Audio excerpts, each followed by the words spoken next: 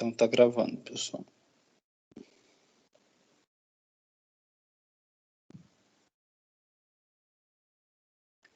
Vocês estão me escutando? Tá dando para ver direitinho minha tela aqui, tá, né, pessoal? Porque eu tive um probleminha com a internet, eu quero ver se tá tudo certinho.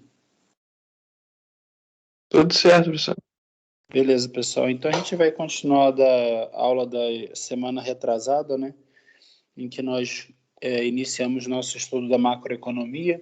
Então, de forma bem simplificada, na macroeconomia vocês vão ter acesso, né, ao estudo de várias variáveis que vocês escutam falar nos jornais, né, tais como PIB, consumo das famílias, taxa de juros, Selic, coisas do tipo, né, consumo das famílias, consumo do governo, investimentos, né, e coisas do tipo. Então, de forma bem geral, né, quando você está estudando macroeconomia, você tem 3 objetivos principais, né? Você quer diferenciar pelo menos 4 setores da economia, né? Você vai ter o governo, né? É um setor da economia. Você vai ter as famílias, que são as pessoas que vão vender os fatores de produção para as firmas, e as famílias também são as donas das firmas, né?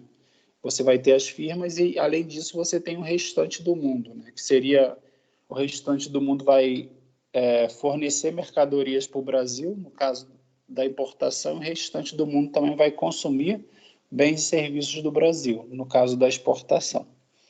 Além dessa diferenciação entre diferentes setores da economia, um dos objetivos da macroeconomia é conseguir diagnosticar o desempenho de uma economia, ou seja, conseguir, através, por exemplo, de um número como é o PIB, né, em determinado trimestre, por exemplo, conseguir diagnosticar se a economia está tendo um bom ou um mau desempenho, né?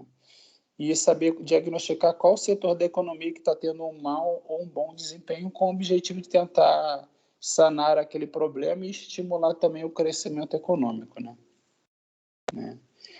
Então, a macroeconomia, da forma como a gente conhece hoje, ela teve início por volta de 1930, né, pelo economista John Keynes, com o objetivo exatamente de tentar diagnosticar e de tentar propor uma solução para a crise de 1929. Né? Durante essa crise, o PIB dos Estados Unidos praticamente caiu à metade. Né? O que significa? Isso significa praticamente que tudo que era produzido em termos de bens e serviços no país, né, durante aquele tempo, foi reduzido à metade, ou seja, a produção de bens e serviços caiu pela metade durante aquele período. Então, Keynes tinha o objetivo de saber assim, o que eu posso fazer para tentar resolver esse problema. Aí daí que ele desenvolveu a teoria macroeconômica como nós conhecemos atualmente. Além disso, também, por volta daquela época, né, em 1934, o economista Simon Kuznets, né, que também ganhou um prêmio Nobel, ele propôs ao relatório americano um único número que é capaz de informar, né, a atividade econômica durante um período. Né? Esse número é exatamente o PIB, que vai medir, né, toda a produção final, né, em um país, né, em determinado horizonte de tempo, como em determinado ano. Então, o PIB vai me dizer isso. Os produtos e serviços finais que foram produzidos em um país em determinado horizonte de tempo, né? E considerando metas bem específicas da macroeconomia, da política macroeconômica, são os seguintes, né? Você quer ter alto nível de emprego e, ao mesmo tempo, você quer ter o quê? Estabilidade de preços, né? Então, você quer ter um baixo desemprego e, ao mesmo tempo, você quer ter o quê? Você quer ter baixa inflação. É interessante que alguns desses objetivos, algumas dessas metas são conflitantes entre si, né? Porque à medida que você tem todas as pessoas empregadas na sua economia, né, também essa empregabilidade de todas as pessoas na sua economia vai causar uma pressão inflacionária. Por quê? Porque você vai ter muitas pessoas que estão dispostas a consumir os mesmos bens. Então, da mesma forma, né, que você quer ter alto nível de emprego e uma estabilidade de preços, né, é importante observar, né, que esses objetivos são conflitantes entre si, né? Tem até uma curva famosa, que é a curva de Phillips, que ela vai informar exatamente uma relação entre o desemprego, né, entre o desemprego e a taxa de inflação. né? Que ela vai ser o seguinte: à medida que você diminui o desemprego, né, a sua taxa de inflação aumenta, tá? Ao contrário. À medida que você diminui o desemprego, né, que é uma coisa desejável, você acaba o quê? Aumentando a sua taxa de inflação, né? Essa aqui é a curva de Phillips, né, que vai relacionar o aumento, né, a diminuição do desemprego com a inflação, tá?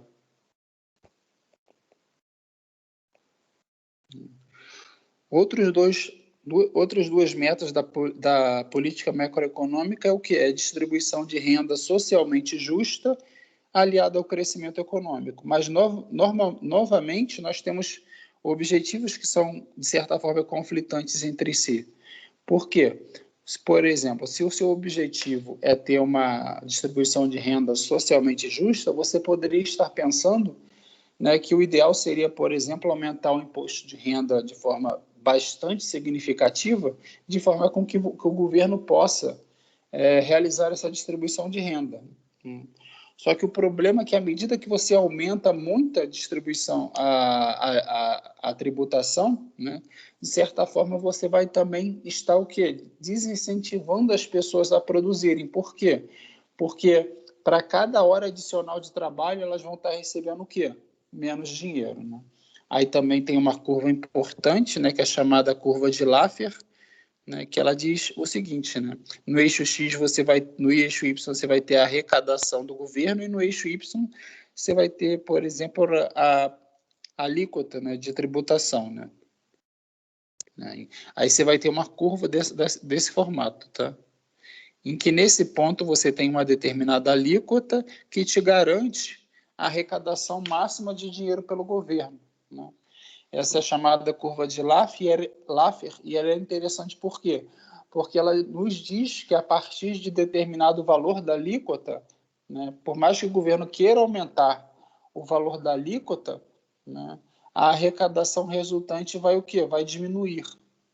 Por quê? Porque à medida que você aumenta muito a alíquota, você vai ter maior sonegação de impostos, tá? E você também vai ter o quê? Um desestímulo para as pessoas produzirem. Tudo bem, pessoal? E como que o governo pode atingir essas 4 metas da política macroeconômica? O governo tem a política fiscal. O que seria política fiscal? O governo pode gastar mais, tá? Esse aqui seriam os gastos do governo na forma de consumo, né? Outra forma de gastos do governo seria os investimentos públicos, que é o IGESão, que seria quando o governo constrói uma ponte, constrói um hospital, né? Constrói uma estrada. Também vai ter a política monetária, que o governo vai conseguir intervir na economia como, por exemplo, diminuindo a taxa de juros, tá? Aumentando a emissão de moeda ou diminuindo a taxa de juros. A política cambial e comercial. O governo vai conseguir intervir na economia o quê? Mudando a taxa de câmbio. Por exemplo, quanto que o dólar está valendo em relação ao real.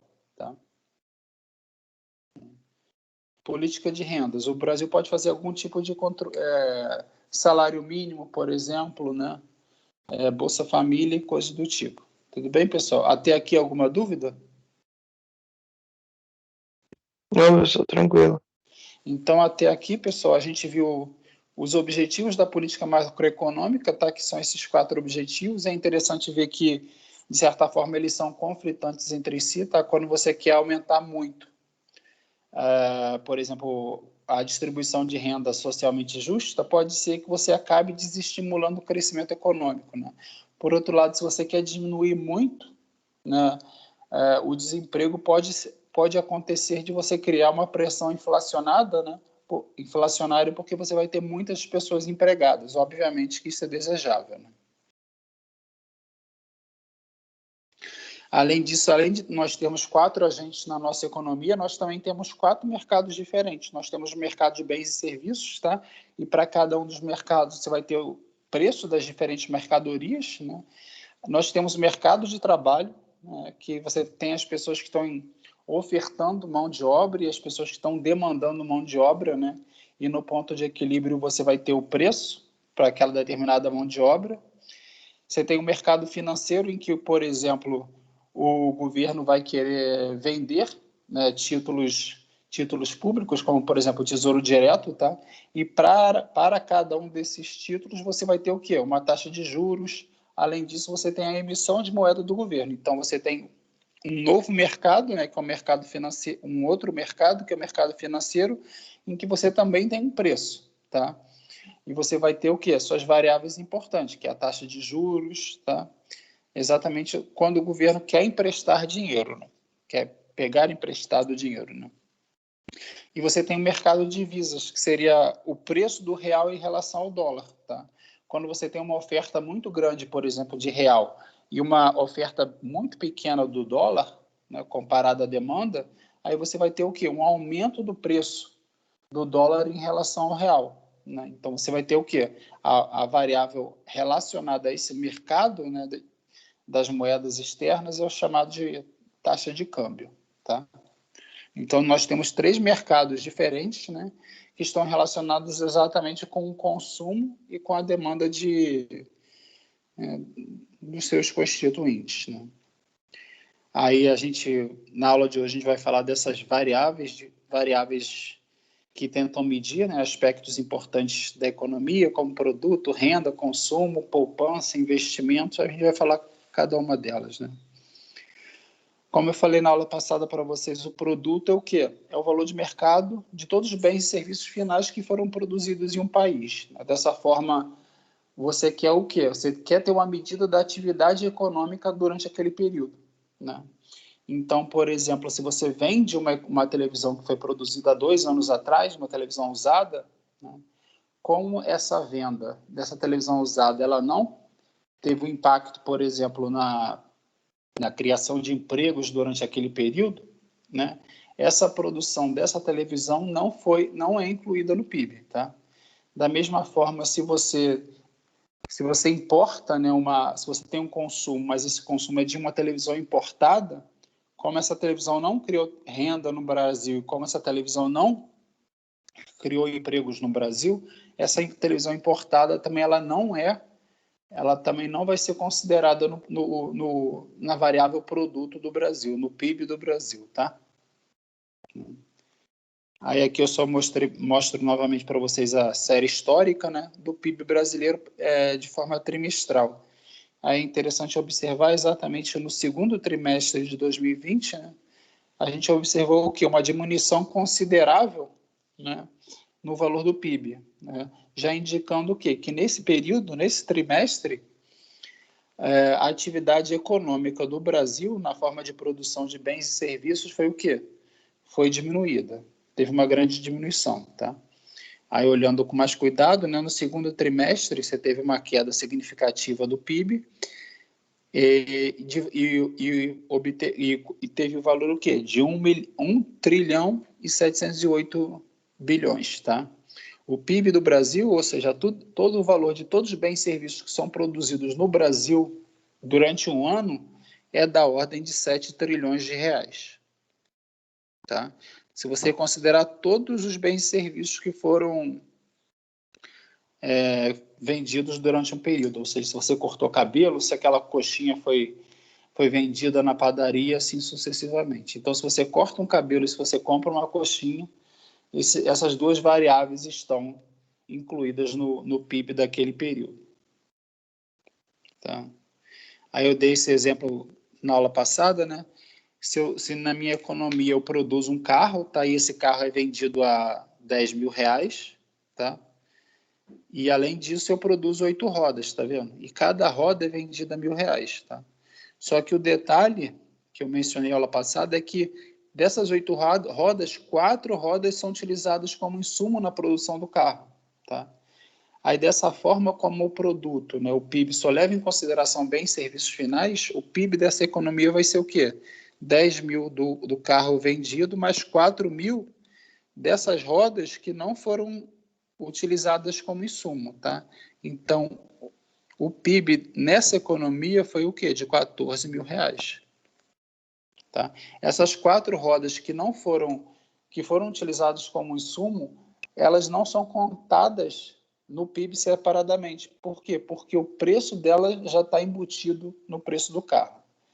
Tudo bem, pessoal? Fazendo só uma revisãozinha aqui do que a gente falou lá passada. Tudo bem, pessoal? Até aqui? Tranquilo. Tranquilo. Então, aí aqui a gente vai falar na nossa economia, nós temos 4 agentes, nós temos as firmas, tá? As firmas, elas produzem os bens e serviços, tá? E as firmas, as famílias são proprietárias das firmas, tá? E as firmas, além disso, ela vai ter além de produzir os bens e serviços, ela também vai ter o consumo, tá? E o consumo das firmas vai ser chamado de investimento, tá? O que seria esse investimento que é o consumo das firmas? É quando uma pizzaria, por exemplo, ela vai comprar um forno de pizza, tá? Que é esse? Aí esse forno de pizza vai ser chamado de investimento, tá? Investimento em macroeconomia significa o seguinte: é o consumo das empresas, tá? É quando a empresa adquire bens e serviços, tá? Não com o objetivo de satisfazer sua necessidade hoje, tá? De consumo, mas o investimento é quando uma empresa, uma firma, ela adquire bens, tá? Com o objetivo de aumentar sua produção no futuro, tá? Então isso aqui que é um investimento para a gente macroeconomia. O investimento não tem nenhuma relação com o investimento no mercado financeiro, mas o investimento vai representar a aquisição de bens pelas firmas com o objetivo de aumentar sua produção no futuro. Então, por exemplo, quando eu compro uma pizza, essa pizza, né, eu pertenço às famílias, essa pizza vai ser o Czinho, tá? Esse Czinho aqui, ó, que é o consumo. Tá? Aí eu vou utilizar a renda que eu recebo, tá? Que eu recebo para consumir. Já o consumo das firmas vai ser o izinho, que vai representar o que? O investimento, tá vendo? Que vai representar o que? Os bens de capitais. Esses bens de capital vão corresponder ao quê? São exatamente os bens que serão utilizados pelas firmas para produzir. Então, quando as firmas compram uma máquina para produzir, essa aquisição dessa máquina é chamada o quê? De investimento. Por quê? Porque vai permitir que o PIB do Brasil aumente no futuro. Tá? Então, por exemplo, quando o governo compra... quando o governo, por exemplo, quando o governo compra a merenda escolar, né? Isso é um consumo do governo, tá? Que vai satisfazer o quê? As necessidades momentâneas do governo, mas não vai aumentar o quê? O PIB no futuro do Brasil. Já quando o governo constrói, por exemplo, uma ponte ou constrói uma estrada, isso é considerado como investimento do governo, porque a princípio, né, esse investimento tem como objetivo o quê? Aumentar o PIB do Brasil no futuro, não necessariamente satisfazer uma necessidade momentânea. Tudo bem, pessoal? E você ainda tem os consumos do resto do mundo. O consumo do resto do mundo vai ser o quê? Vão ser as importações de bens e serviços, tá? Pelo restante do mundo. Na verdade, importação de bens e serviços pelo Brasil, né? Dos bens produzidos no restante do mundo. Além disso, você vai ter também o quê? As exportações de bens e serviços, de bens que são produzidos no Brasil, mas vendidos no exterior. Tá? Aí é interessante que você tem esses 4 agentes, tá? E como eu disse na aula passada, nós teremos sempre a seguinte igualdade, tá? Tudo que foi produzido no Brasil, tá vendo? Tudo que foi produzido vai ser igual à renda das famílias, que é o quanto que as famílias recebem por emprestar, por fornecer seus fatores de produção às empresas. Né? Tudo que é produzido é igual à renda recebida das famílias, que vai ser igual à demanda agregada. O que é demanda agregada? É o conjunto de tudo que foi consumido por esses 4 agentes. Tá? Então, olha só, pessoal, tudo que foi consumido vai ser consumido por quem? Vai ser tudo que foi produzido, né, o pesão, tudo que foi, pesão é tudo que foi produzido, mas tudo que foi produzido vai ser igual a tudo que foi consumido, né? Aí cada um desses 4 agentes vai ter vai ter um consumo que vai ser representado por uma letrinha. Por exemplo, o Czinho vai ser o consumo das famílias, tá? O Gzão vai ser o consumo do governo, tá? O Izão vai ser o quê? O consumo das empresas, tá? E o X-M vai ser o quê? O consumo do restante do mundo. Beleza, pessoal? Aí vocês podem estar pensando assim, mas professor, pode ser que as empresas não conseguiram vender tudo, né? Ou seja, pode ser que você teve um estoque, né? As firmas vão ter um estoque porque elas não conseguiram vender tudo que foi produzido. Mas o que acontece é que a gente considera que esse estoque ele também vai ser incluído no consumo das firmas, tá? Então, o investimento ele vai ter duas partes. Ele vai ter o investimento que a gente vai chamar de formação bruta de capital fixo, tá? Que foi exatamente a aquisição desses bens de capitais, mas vai ter também uma parte que a gente chama que é a não desejada, que vai ser o quê? Que vai ser a variação de estoque. Então, o investimento vai ser a formação bruta de capital fixo mais a variação dos estoques. Beleza? Então, tudo que foi produzido vai ser consumido por 4 agentes diferentes. Pelas famílias, que é o C, pelo governo, que é o Gzão, pelas firmas, que é o I, tá? E pelo restante do mundo, que é o X menos M, tá? Esse X menos M, né, é como se fosse o consumo líquido do restante do mundo, tá? Tudo bem, pessoal? Alguma dúvida? Não, tranquilo. Então, a gente vai começar a nossa análise, né, dessa economia e dessas variáveis, levando em consideração que nós temos 4 setores. Então, primeiramente, a gente vai analisar, da mesma forma que o livro faz, tá, pessoal? A gente vai analisar primeiro a economia com 2 setores, que vai ser as firmas e as famílias. Aí depois a gente vai adicionar o governo na análise. Então, a gente vai ter uma economia com 3 setores. E, por último, a gente vai ter uma economia com 4 setores. Aí vai ter o governo, as firmas, as famílias e o restante do mundo, tá, pessoal? Então, nessa economia simplificada, né, que você tem simplesmente as famílias e as firmas, né, as firmas vão produzir os bens e serviços, enquanto que as famílias vão receber os rendimentos por ter prestado os serviços, né, às firmas. E é importante entender também, que eu falo nesse segundo parágrafo aqui, que, na verdade, as empresas, as firmas, elas são, né, de propriedade das famílias. Então, as famílias são as donas das firmas, tá? Então, por exemplo, a gente viu aula passada, né, que a renda tem 4 componentes, né, que é exatamente que eu escrevi aqui, tá? Que eu vou pintar de verde, ó. A renda tem 4 componentes. O que é a renda? É a remuneração que as famílias recebem. As famílias vão receber sua remuneração de 4 formas diferentes. Na forma de salário, que é o W, na forma de juros, que é o J, na forma de aluguéis, né, que é o A, e na forma de L, que é o lucro, né? Aí exatamente vocês podem estar pensando, pô, professor, mas o L é das empresas, tá? Mas o que acontece é que as empresas pertencem exatamente às famílias, então por isso que as famílias vão ficar com os lucros também, tá?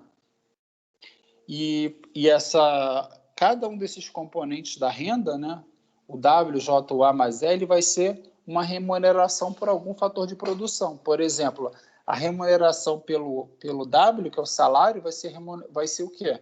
Uma remuneração pela mão de obra, tá?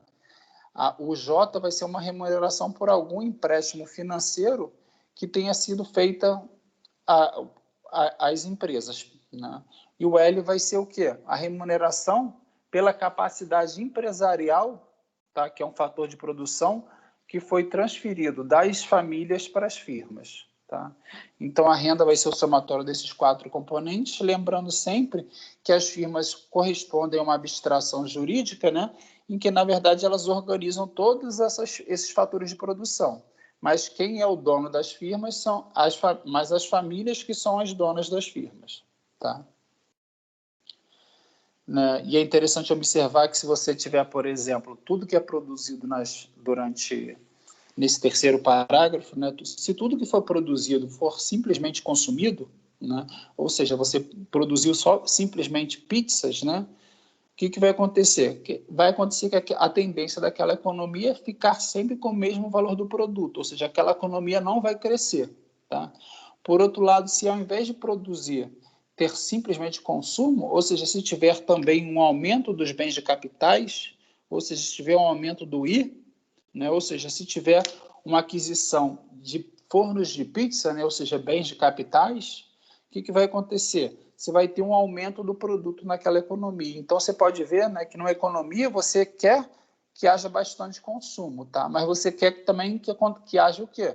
Investimento, que vão ser esses investimentos que vão ser a aquisição de máquinas, bens de capitais, que vão propiciar o quê? O crescimento da economia, tá? O crescimento da economia que eu mostrei exatamente nesse gráfico, tá vendo? Você obteve um crescimento econômico do Brasil ao longo dos anos. Esse crescimento econômico é dado pela combinação de 3 fatores, tá? No longo prazo, tá? É o casão, tá? Que corresponde aos bens de capitais, tá? Você tem também o tamanho da população, e acho que é o P aqui, né? Você tem o tamanho da população, que vai, quanto maior a população, maior vai ser o produto daquela economia, né? Aí aqui vou botar a minha população para não confundir com P, e você tem ainda a capacidade tecnológica daquele país, tá? Então, no longo prazo, o crescimento econômico de uma economia vai ser dado por 3 fatores diferentes, tá? Vai ser dado vou botar assim para ficar mais, tá?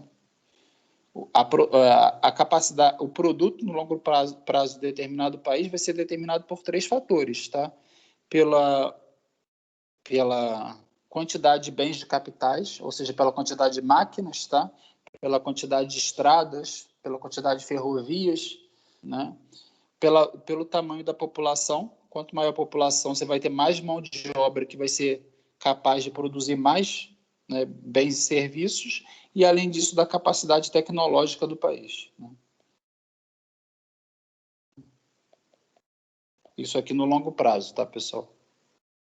Né? Então, você vê que esse aumento contínuo do PIB do Brasil é resultado do quê? Do aumento do aumento dos bens de capitais, do aumento da população e também do aumento da capacidade tecnológica, né?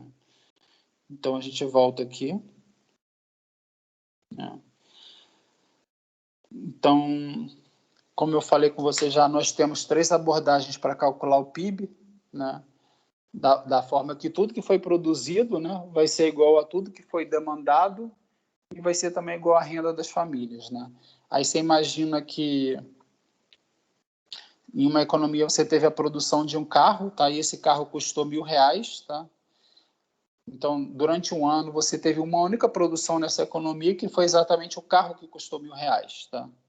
Então, qual foi o produto nessa economia? O produto nessa economia durante o ano, ou seja, tudo que foi produzido foi exatamente R$1.000, que foi o preço do carro.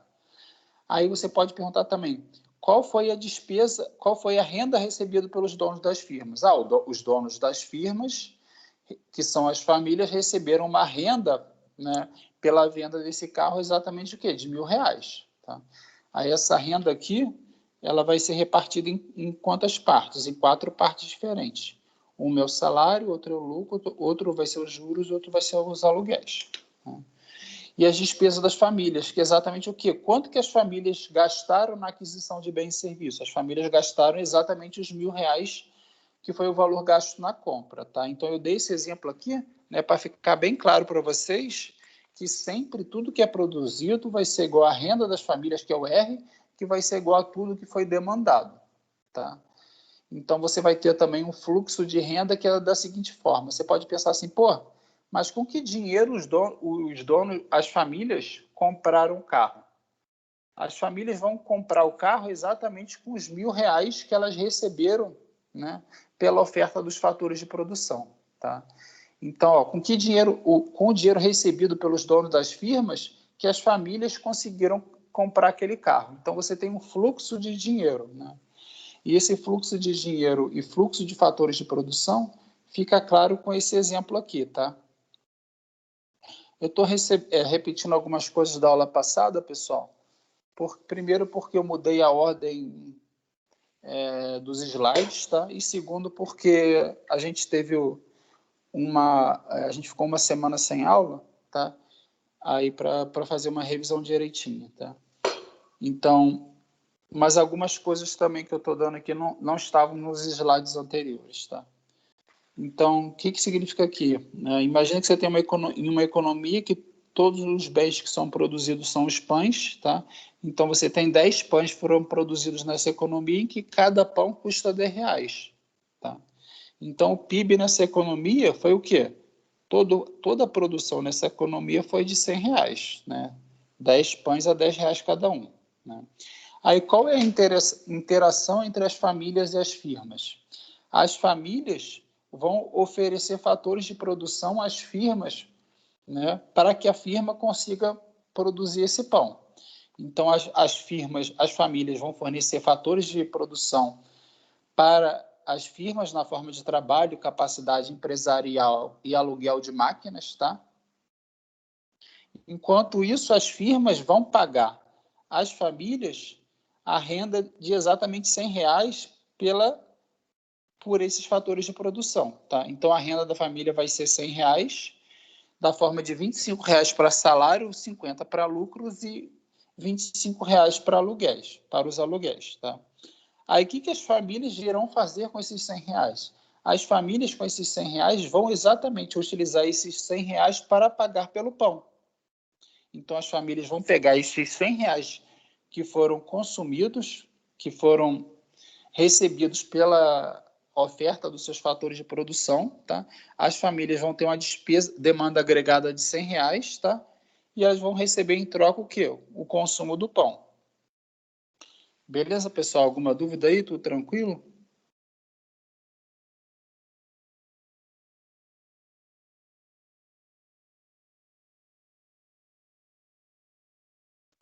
Tá tranquilo, né? Então, só relembrando aqui, tá? O salário é remuneração pelo trabalho, os juros ou aluguéis é uma remuneração pelo capital, ou seja, se as famílias emprestam uma máquina fazem a locação de uma máquina para as empresas, essas famílias vão estar recebendo, pela essa locação de uma máquina, né, exatamente a remuneração que é o aluguel por aquela máquina.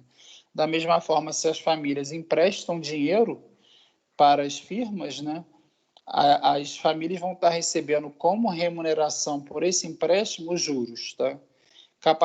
O lucro é a remuneração pelo fator de produção capital, capacidade empresarial, e esse aluguel também a gente chama quando você tem o fator terra, ou seja, você está produzindo cana-de-açúcar e coisas do tipo que você precisa de sementes. Quem vai possuir a terra e a semente vai ser exatamente as famílias, tá? Aí eu acho que a aula passada eu trabalhei com vocês esses exemplos, tá? Aí aqui eu vou falar para você, né, dessa variável I, que é o investimento, que para a gente vai ser o quê? Vai ser o consumo das famílias. Desculpa, o consumo das firmas. O consumo das famílias vai ser o Czinho, tá? Em economia, tá vendo? Investimento, né, é o acréscimo do estoque físico de capital, né?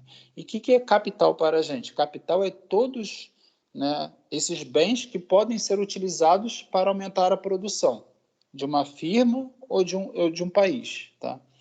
Ou seja, investir em economia significa obrigatoriamente comprar ou produzir bens que aumentarão a produção de uma economia, tá? Com isso, o fluxo de renda vai poder aumentar no futuro exatamente pela aquisição de mais máquinas, né, de mais bens de capitais no presente, tá? Então, por enquanto, a gente só está analisando as firmas e as famílias, mas quando a gente vai analisando o governo também, o governo também vai possuir investimento. O investimento do governo vai ser o quê? Quando o governo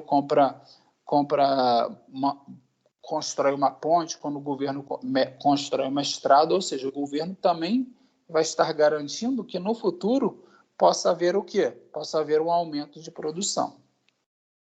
Então, prestem atenção aqui, pessoal. Então, existem 2 tipos de investimentos, tá vendo? Quais são esses 2 tipos de investimento? Que é o consumo das firmas. Você tem investimento fixo, que é quando você tem a compra de bens de capital, tá? E você também tem o investimento variável, que é o quê? Quando você tem uma variação de estoque. Ou seja, quando você tem uma produção que não foi vendida, essa produção não vendida é considerada como o quê? É considerada como consumo das firmas, ou seja, é somado ao investimento, tá? Então, aqui, ó, nosso investimento é o quê? É a formação bruta de capital fixo mais a variação de estoque, tá? Por isso que eu consigo sempre escrever assim, né? Por isso que eu sempre consigo escrever que tudo que foi produzido foi demandado pelas famílias, que é o cesão, ou pelas firmas. Por quê? Porque se aquela parte da produção não foi consumida pelas firmas, ela entrou aqui no investimento, aí a conta fecha. Beleza? Então, vamos analisar esse exemplo. Ó. Imagine que você teve em uma economia que você teve 10 pizzas que foram vendidas a R$10 cada. Isso significa que nessa economia, meu PIB foi o quê? Foi de R$100, né? 10 vezes 10. Aí o que eu estou falando aqui, ó, o que acontece se as famílias consomem somente 8 pizzas? Se as famílias consomem 8 pizzas, isso significa que meu Czinho foi o quê? Né? Foi 8, né? Corresponde às 8 pizzas que foram consumidas, né? 8 vezes 10. Então, meu consumo vai ser o quê? R$80. Né? Aí, qual que vai ser meu investimento? Como as famílias somente consumiram 8 pizzas, né? Então, meu investimento aqui vai ser de quanto? Vai ser de R$20. Tudo bem, pessoal? Aí, só que esse investimento aqui não foi dado, né? A gente pode falar que foi um investimento não desejado. Por quê? Porque foi um investimento que foi ocasionado pelo quê? Pela variação positiva de estoques. Tá? Então, o produto, nesse caso que foi 100, né? Ele foi repartido em duas partes. Ele foi repartido no consumo das famílias, que é o C, mais o consumo das empresas, que é o I. E é interessante ver que nesse caso aqui, né, ao longo dos anos, a sua produção, a tendência dela é sempre ser o quê? Sempre ser R$100. Por quê? Porque você não realizou a aquisição de novas máquinas. Tá? Aí vamos ver um novo exemplo. Nesse exemplo, nós também temos o produto de 100, né, que vai ser o quê? 8 pizzas a R$10 cada uma, então vai ser o quê? R$80 em pizza. E, além disso, nessa economia, nós produzimos também o quê? 4 fornos de pizza a R$5 cada. Então, nós produzimos o quê? R$20 em fornos de pizza. Tá? Só ficou esquisito que a pizza está mais barata do que o forno de pizza, tá? Mas ignorem isso, né? Tudo bem? Então, nesse caso, nós também tivemos o PIB de R$100, tá? Aí eu pergunto, então vamos lá, o que acontece se as famílias consomem somente 6 pizzas, tá? Então, as famílias consomem 6 pizzas, então o meu Czinho vai ser o quê? Vai ser R$60. E as pizzarias adquirem 4 fornos de pizzas, tá? Então, meu Izinho vai ser quanto? Meu Izinho vai ser exatamente os 4 fornos de pizza que foram adquiridos, então vai ser o quê? 4 vezes 5, então meu Izinho vai ser 20, né, que vai ser aquela formação bruta de capital fixo, mais R$20 porque 2 pizzas não foram adquiridas. Então, você vai ter uma variação de estoque, né, de R$20. Tá? Então, meu izão vai ser o quê? R$40. Então, meu produto, que é igual à demanda agregada, vai ser o quê? Vai ser R$60, que é o Czão, mais R$40, que vai ser meu izão. Tá? Que aí fecha a conta. Tá? Então, mas nessa economia, né, eu tenho exatamente somente 2 fatores. Né? Se eu tiver uma economia com 4 agentes, aí eu vou ter o quê? O C mais o I, que é o que a gente tem agora, mas aí depois, adicionando os outros componentes dessa economia, nós vamos ter também o quê? O G, que é o consumo do governo, e além disso a gente vai ter o consumo também do restante do mundo, que vai ser o X menos M. Alguma dúvida até aqui, pessoal? Tranquilo, professor. Então vamos continuar. Né? Além disso, a gente também faz a definição da poupança, tá, das famílias. O que vai ser a poupança das famílias? Vai ser tudo que toda a remuneração que as famílias receberam na forma de renda, menos o que elas consumiram, tá vendo? Então, a poupança vai ser a renda menos o consumo, tá? Só que a gente sabe que a nossa renda, né? A gente sabe que o quê? Que o nosso produto, que é igual à renda, que é igual à demanda agregada, vai ser igual ao quê? Vai ser igual ao C mais o I, né?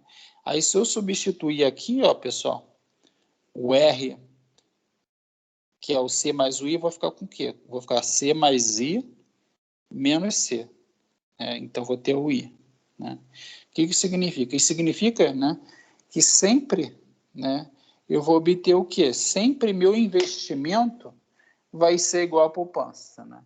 Então, dessa forma, o que as famílias não utilizaram para consumir vai ser utilizado para quê? Na forma de investimento. Então, dessa forma, o governo vai querer estimular as famílias a não consumirem tudo que elas ganham, com o objetivo de quê? De guardar dinheiro para aumentar a produção no futuro. Tudo bem, pessoal? Então, uma variável importante para a gente é que o investimento vai ser igual à poupança, né? Ou seja, eu marquei de azul aqui, ó, o ato de criar uma poupança, por definição, vai aumentar a variável investimento no mesmo montante. Claro que você quer que esse aumento, né, tem que tomar cuidado que você quer que esse aumento na variável investimento seja causado pela formação bruta de capital fixo, ou seja, pelo aumento dos bens de capitais. Você não vai querer que o aumento do investimento seja causado o quê? Simplesmente pela variação positiva no estoque, tá? Então, vamos ver mais um exemplo aqui, né? Então, a gente teve exatamente o exemplo anterior aqui, tá? Aí, nesse exemplo anterior, nosso investimento aqui, ó, foi R$40, tá vendo? Aí, vamos ver qual vai ser a poupança aqui? Ó, então, a poupança, meu produto foi 100, tá vendo? Opa. Meu produto foi 100 e eu estou interessado em saber qual vai ser minha poupança. Então, minha poupança, pela definição, é o quê? É a minha renda, né, que é igual ao produto, menos o que foi consumido, tá? Então, minha renda é 100 e o meu consumo foi o quê? Foi 60, tá? Isso implica que minha poupança vai ser igual ao quê? Vai ser igual a 40, tá?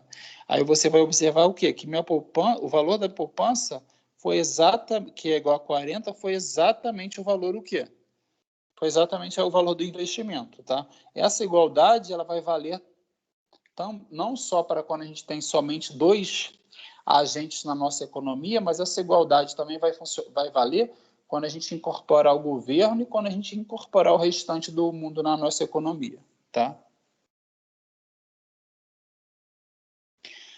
Aí a gente vai falar agora de depreciação. O que é depreciação para vocês?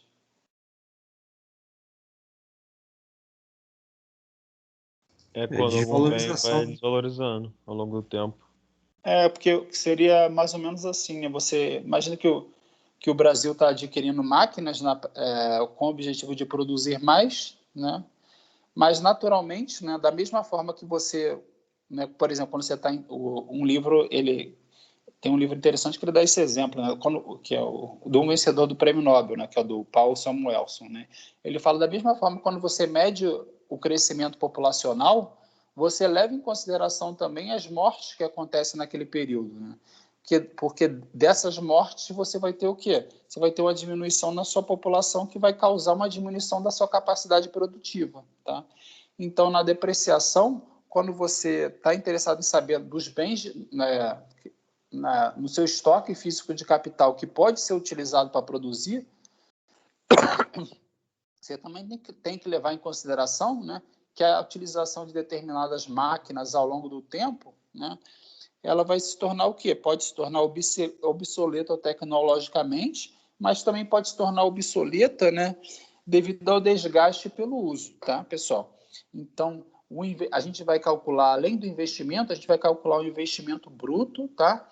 E o investimento líquido. O investimento líquido ele vai tentar levar em consideração exatamente essa perda do valor do investimento pelo uso ou pelo desgaste ou pela depreciação tecnológica. Tudo bem, pessoal? Tá? Então, você vai ter, tá vendo? Você vai ter o investimento líquido e o investimento bruto. E qual a diferença deles? Que o investimento líquido é subtraído da depreciação. Tá? Então, e é importante vocês saberem, né, quando a gente fala PIB, né, PIB é Produto Interno Bruto, né, pessoal?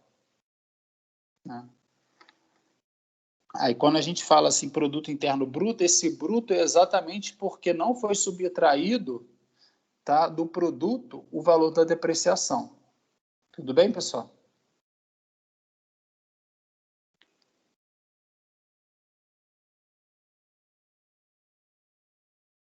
Tá. Então, o que é interessante é que até 1985, tá vendo? Ó, a depreciação era simplesmente considerada um valor fixo como 5% do produto. Tá? Então, seria assim, o produto interno líquido seria 95%, né, do valor do produto interno bruto, porque a depreciação era considerada como 5% do valor do produto. Tá? Mas devido à dificuldade de você calcular esse valor da depreciação de uma forma mais consistente, hoje em dia simplesmente é apresentado como produto interno bruto, tá? Ao invés de produto interno líquido, que é levado em consideração a depreciação. Tudo bem, pessoal?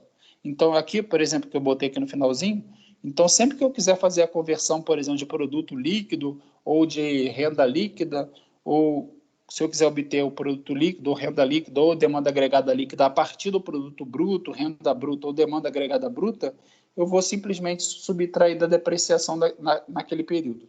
Tudo bem?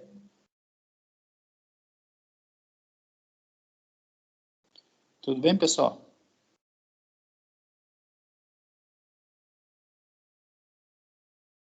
Então, vamos lá.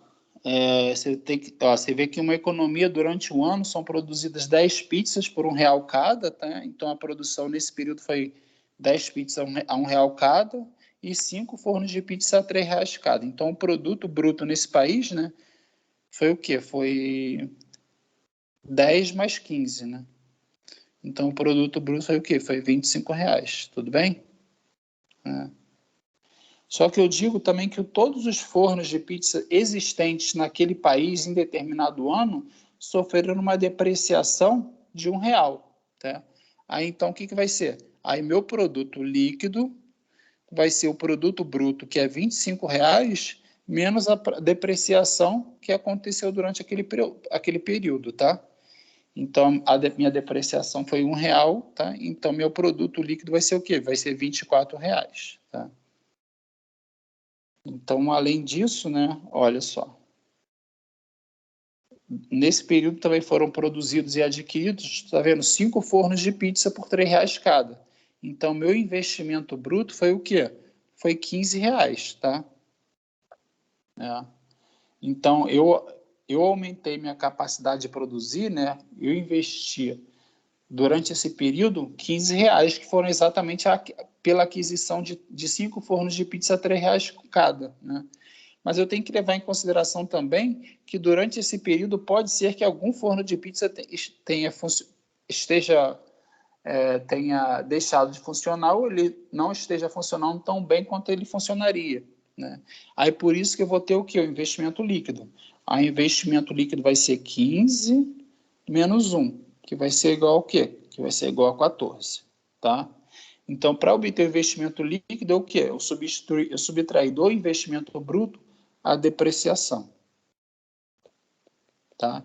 E é interessante também saber, né, que para obter o produto líquido, a partir do produto bruto, né, eu subtraí também da depreciação. Então, esse a gente tem que saber, né, que quando a gente fala PIB, né, que é o produto interno bruto, eu estou levando em consideração, né, eu não estou fazendo a subtração, né, pela depreciação dos bens de capitais que ocorreu durante aquele período, tá? Então, no restante da aula aqui, a gente vai falar de uma economia com 3 setores, tá? Que além das famílias e das firmas, eu também incluo o papel do governo nessa economia, e o governo vai ter o governo vai ter, digamos, dois consumos diferentes, tá? O governo vai ter o consumo gesão, que vai ser, por exemplo, a aquisição de merendas escolares, por exemplo, salário de servidores, vai entrar nesse gesão aqui, tá? Que vai ser exatamente o consumo final, né? Quando eu considero o C mais o gesão. E, além disso, o governo também vai possuir o quê? Despesas de capitais, tá? Então, o governo vai ter duas formas diferentes de consumo, que vai ser o consumo final, que a gente chama esse gesão, e, além disso, nós iremos ter também o quê? Os investimentos do governo, que vai ser exatamente o IGESão, que é quando o governo constrói pontes, constrói estradas, faz aquisição de máquinas e assim sucessivamente, tá? Aí é interessante que, nesse caso, né, o produto vai ser igual a quê? A demanda agregada, né, mais, né, a renda vai ser igual ao produto, que vai ser igual à demanda agregada. Nossa demanda agregada vai ser igual ao quê, pessoal? Vai ser o C, tá, que é o consumo, mais o Gzão, que é o consumo do governo, mais o Izão, tá? Só que é interessante que esse Izão aqui, ele vai ter duas componentes. Vai ter o Izão privado, que seria o investimento das firmas, e vai ter o IG, que é o quê? Que é o investimento do governo, tá? Então, de forma mais específica, nosso Izão vai ser o quê? Vai ser o somatório do investimento das empresas no investimento privado mais o investimento do governo. Tá? Aí aqui, nesse slide aqui, que é o último que a gente vai tratar da aula de hoje, né, eu vou falar do que seria a receita líquida do governo. Vou tentar pegar. Né? O que seria a receita líquida do governo? Receita líquida do governo vai simplesmente pegar toda a receita tributária do governo, tá? Que o livro simplesmente indica como os impostos indiretos e os impostos diretos, tá? A diferença dos impostos diretos é porque o imposto direto, como se fosse o IPVA, né? O contribuinte de direito, que é exatamente, se você tem um carro, você é o contribuinte de direito do IPVA, tá? Porque você que possui o carro e você vai pagar o imposto, tá? Mas quando você vende uma mercadoria, né? O ICMS que incide sobre essa mercadoria é chamado de imposto indireto. Por quê? Porque quem, na verdade, está pagando por esse imposto é o quê? Vai ser exatamente o consumidor, tá? Então, na verdade, é imposto indireto porque quem é o contribuinte de direito, quem vai realmente fazer o pagamento desse imposto é o comerciante, tá? Mas esse ônus tributário, né, ele foi repassado para o consumidor, tá? Então é por isso que tem essa diferença entre imposto indireto e imposto direto. Imposto direto é quando é a mesma pessoa que é o contribuinte de direito, é a mesma pessoa que recebe o ônus tributário. O imposto indireto é quando a pessoa que recebe o ônus tributário vai ser diferente da pessoa que é o contribuinte de direito, tá?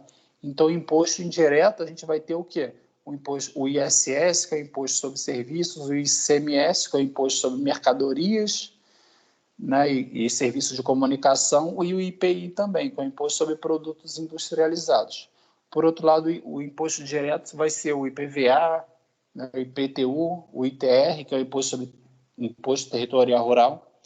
Além disso, o governo também vai possuir essas outras receitas aqui, ó, que é o ORG, que seriam as receitas originárias, que não são receitas tributárias, né? Que é exatamente quando o governo, por exemplo, tem um determinado imóvel e o governo aluga esse imóvel para um particular. Tá? E é subtraída dessa receita do governo, que é a receita tributária mais a receita originária, as transferências. O que são essas transferências? Essa transferência aqui vai ser exatamente programas de bolsa assistenciais, como Bolsa Família, aposentadorias, pensões. Tá? E subsídio é quando o governo deseja, né, diminuir, né, que eu coloquei aqui, né, o governo decide dar subsídios ao setor privado com o objetivo de baratear o preço de algum produto, como trigo ou leite. Tá? Então, a receita total recebida pelo governo vai ser o quê? Vai ser a receita tributária menos esse subsídio e as transferências, tá? Dessa forma, a gente vai definir a poupança do governo como como tudo que o governo recebe, tá? Que é essa receita líquida do governo, menos quanto que o governo gasta, que é o GESão. Tá? Aí aqui é um detalhe importante, que o governo pode ser deficitário no orçamento, ou seja, o governo pode gastar mais do que arrecada e ainda ter uma poupança positiva. Por quê, pessoal? Porque nessa poupança, né, eu não subtraí o investimento do governo. Tá? Então, o déficit público, tá, que é esse DP aqui, que vai me dizer o quanto que o governo está gastando mais do que está arrecadando. Por quê? Porque o déficit público vai subtrair da poupança, tá, o valor do investimento do governo. Tá? Então, o déficit público é como se fosse assim, ó, que é quanto que o governo gastou mais do que arrecadou. O déficit público vai ser assim, vai ser o gasto do governo com investimentos, mais o gasto do governo para satisfazer suas necessidades em relação ao consumo do governo, menos tudo que o governo arrecadou, na forma de receita líquida do governo. Alguma dúvida aqui, pessoal?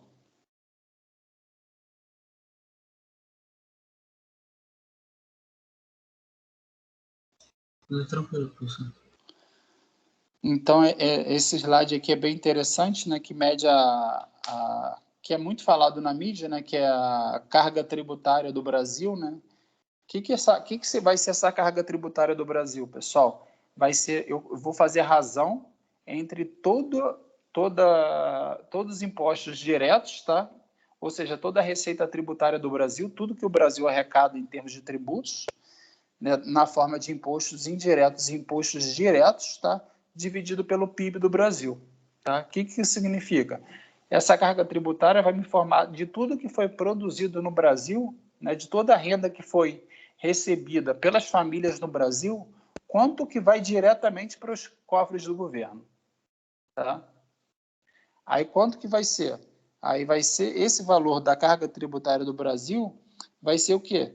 Vai ser 33% aproximadamente. O que isso significa? Isso significa de toda a renda que as famílias recebem durante um determinado período como remuneração para os seus fatores de produção, 1/3 de tudo isso vai para o governo. Tudo bem, pessoal?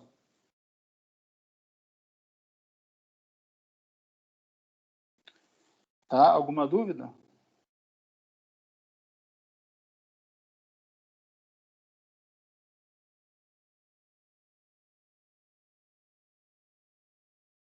Tudo tranquilo, professor. Pessoal, então a aula de hoje vai até aqui. Aí na aula que vem eu vou trazer um quadro comparando a carga tributária do Brasil, tá? Em relação à carga tributária dos outros países. Aí depois disso a gente vai falar também de como vai ficar essa economia quando eu adiciono o restante do mundo. Aí eu vou estar com os 4 agentes, aí eu vou fazer a análise macroeconômica levando em consideração os 4 agentes, que são as firmas, as famílias, o governo e o restante do mundo. Mas aí a aula que vem eu vou começar com uma tabela mostrando a carga tributária em diferentes países do mundo. Beleza, pessoal? Beleza, professor. Beleza, pessoal. Obrigado e até semana que vem. Valeu. Obrigado. Tchau, tchau. Até semana que vem, professor. Tchau.